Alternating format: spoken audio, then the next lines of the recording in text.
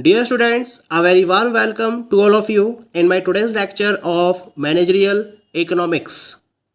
In today's lecture, we will discuss upon the topic fiscal measures to control inflation. जैसा कि previous lecture में हमने topic start किया था कंट्रोल ऑफ इन्फ्लेशन, और इन्फ्लेशन को कंट्रोल करने के पॉइंट ऑफ व्यू से हमने डिफरेंट मॉनेटरी मेजर्स को डिस्कस किया था। आज के लेक्चर में हम डिस्कस करेंगे कि इन्फ्लेशन को कंट्रोल करने के लिए हम कौन कौन से फिस्कल मेजर्स को फोकस कर सकते हैं, because monetary policy alone is incapable of controlling inflation. It should therefore be supplemented by fiscal measures. Fiscal measures are highly effective for controlling government expenditure, personal consumption expenditure and private and public investment. यानी कि जब हम monetary policy के basis पर या monetary measures के basis पर inflation को कंट्रोल करने के लिए एफर्ट्स करते हैं, तो केवल और केवल मॉनेटरी मेजर्स के बेसिस पर इन्फ्लेशन को प्रॉपरली कंट्रोल नहीं किया जा सकता। इसीलिए हमें फिस्कल मेजर्स को एज आ सप्लीमेंट्री यूज करना पड़ता है इन्फ्लेशन को कंट्रोल करने के पॉइंट ऑफ व्यू से। ये जो फिस्कल मेजर्स हैं दीज आर हाईली इफेक्टिव, यानी कि इनका इफेक्ट बहुत हाई लेवल पर होता है जब गवर्नमेंट एक्सपेंडिचर्स को कंट्रोल करना हो, पर्सनल कंजम्पशन एक्सपेंडिचर्स और प्राइवेट एंड पब्लिक इन्वेस्टमेंट को कंट्रोल करना हो। तो इनके पॉइंट ऑफ व्यू से फिस्कल मेजर्स को फोकस किए जाना बहुत ज़्यादा ज़रूरी होता है, और फिस्कल मेजर के बेसिस पर इनको कंट्रोल किया जा सकता है, जिसके बेसिस पर इन्फ्लेशन को भी कंट्रोल किया जा सकता है। यहाँ मैं फिस्कल मेजर्स के कुछ पर्टिकुलर प्रिंसिपल्स को डिस्कस करूंगा। क्या क्या हैं principal fiscal measures? The very first one is the reduction in unnecessary expenditure.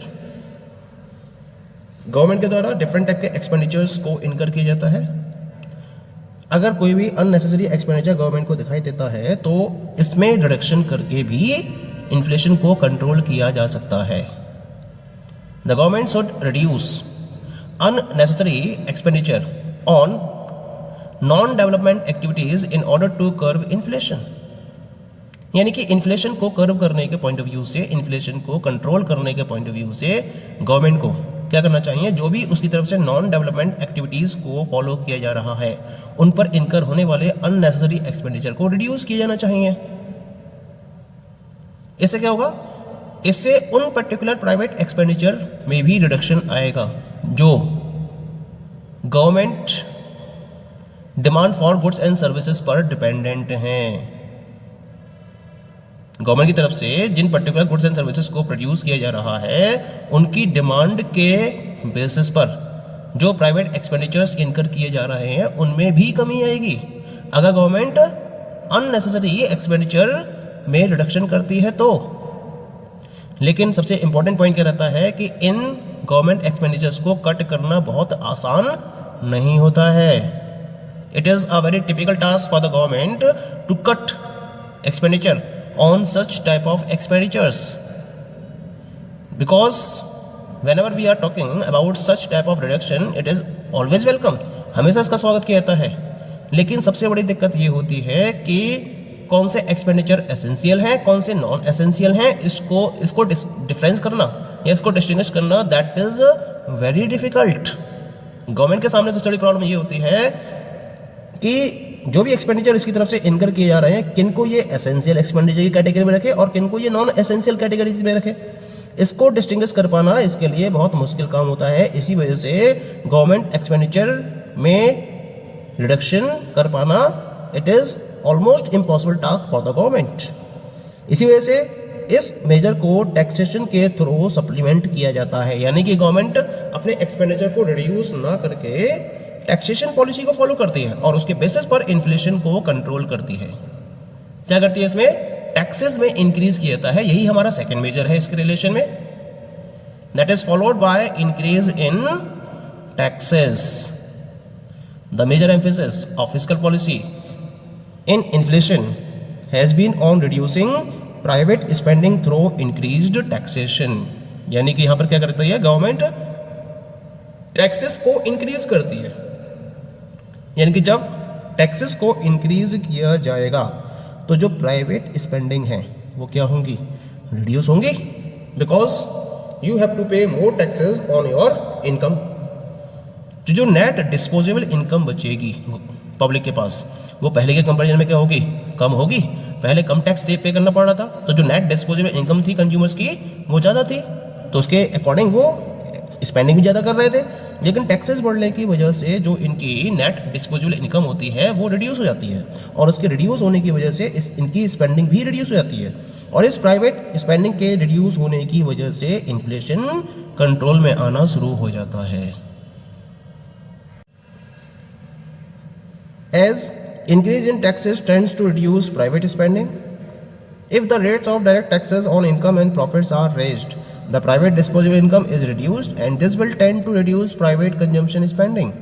If the rates of commodity taxes are increased or fresh levied are made, the consumption will be affected more immediate. An increase in the tax rates on a commodity will paralyze spending directly by raising the cost of purchases. The same we were talking, इसी बारे में हम बात कर रहे थे अभी इससे पहले, कि जब टैक्सेस को इंक्रीज किया जाता है तो इसकी वजह से प्राइवेट स्पेंडिंग रिड्यूस होती है। यानी कि जब डायरेक्ट टैक्सेस के रेट्स को इनकम और प्रॉफिट पर रेज कर दिया जाता है, क्योंकि गवर्नमेंट की तरफ से डिफरेंट टाइप ऑफ इनकम्स और प्रॉफिट्स पर डायरेक्ट टैक्सेस को इम्पोज किया जाता है। अगर इन डायरेक्ट टैक्सेस के रेट्स को रेज कर दिया जाता है, इंक्रीज कर दिया जाता है, तो क्या होगा, प्राइवेट डिस्पोजेबल इनकम रिड्यूस हो जाएगी, और इस प्राइवेट डिस्पोजेबल इनकम के रिड्यूस होने की वजह से जो प्राइवेट कंजम्पशन स्पेंडिंग है वो भी रिड्यूस हो जाएगी। That is but obvious. अगर कमोडिटी के टैक्सेस के रेट्स को इंक्रीज किया जाता है, हम कमोडिटीज़ पर जो टैक्सेस इंप्लीमेंट करते हैं या गवर्नमेंट की तरफ से जो टैक्सेस इंप्लीमेंट किए जाते हैं, अगर इनके रेट्स को भी इंक्रीज कर दिया जाता है या फिर इन पर फ्रेश टैक्सेस को और इम्पोज कर दिया जाता है, तो क्या होगा, तो कंजम्पशन पर इसका इमीडिएट इफेक्ट पड़ेगा, क्योंकि पहले की कंपैरिजन में ये गुड्स क्या हो जाएंगे, और महंगे हो जाएंगे, एक्सपेंसिव हो जाएंगे, और टैक्स रेट के बढ़ने की वजह से जब ये कमोडिटीज़ महंगी हो जाएंगी, इनके प्राइजेस जब रेज हो जाएंगे, यानी कॉस्ट ऑफ परचेज इनकी बढ़ जाएगी, तो कंज्यूमर इनको पहले के मुकाबले कम क्वांटिटी में परचेज करेगा। पहले इनके प्राइजेस कम थे तो इनकी ज़्यादा क्वांटिटी परचेज की जा रही थी कंज्यूमर्स के द्वारा, लेकिन इन पर टैक्स बढ़ने के बाद इनके प्राइजेस रेज हो जाते हैं, जिसकी वजह से अब इनकी कम क्वांटिटीज़ की परचेजिंग की जाती है, यानी कि स्पेंडिंग क्या हो गई, प्राइवेट स्पेंडिंग कम हो जाती है। तो दो तरीके से प्राइवेट स्पेंडिंग कम हो गई। एक तो आपने क्या करा, डायरेक्ट टैक्सेस यानी कि इनकम और प्रॉफिट पर टैक्सेस को रेज कर दिया। दूसरा, जो गुड्स हैं, जो कमोडिटीज़ हैं, उन पर जो टैक्सेस चार्ज किया रहा है उसको रेज कर दिया। और इन दोनों वेज को फॉलो करते हुए आप क्या करते हो, प्राइवेट कंजम्पशन स्पेंडिंग को रिड्यूस करते हो, जिसकी वजह से इन्फ्लेशन को कंट्रोल किया जाना शुरू कर दिया जाता है। ठीक है, next one is the increase in savings.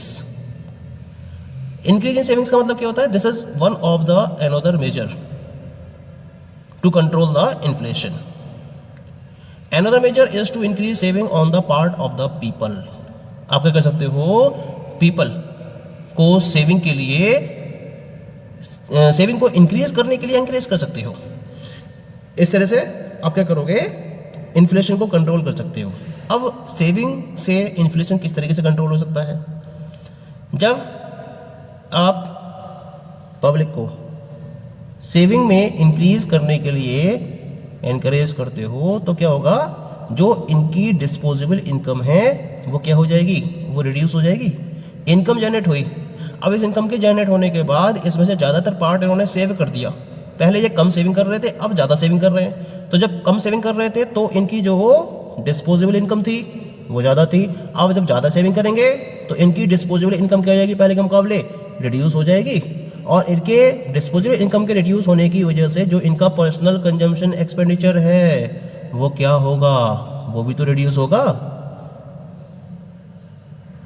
ठीक है, लेकिन दिक्कत क्या है, जो कॉस्ट ऑफ लिविंग है वो तो राइज हो रही है, इन्फ्लेशन की कंडीशन है, और इस इन्फ्लेशन की सिचुएशन में जो कॉस्ट ऑफ इन्फ्लेशन है वो तो राइज हो रही है।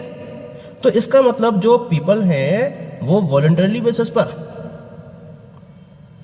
सेव करने की पोजीशन में नहीं होंगे, क्योंकि इस इन्फ्लेशन की वजह से हर एक चीज़ बढ़े हुए प्राइस में अवेलेबल होगी, जिसकी वजह से इन्हें सेव करना बहुत ज़्यादा मुश्किल हो जाता है।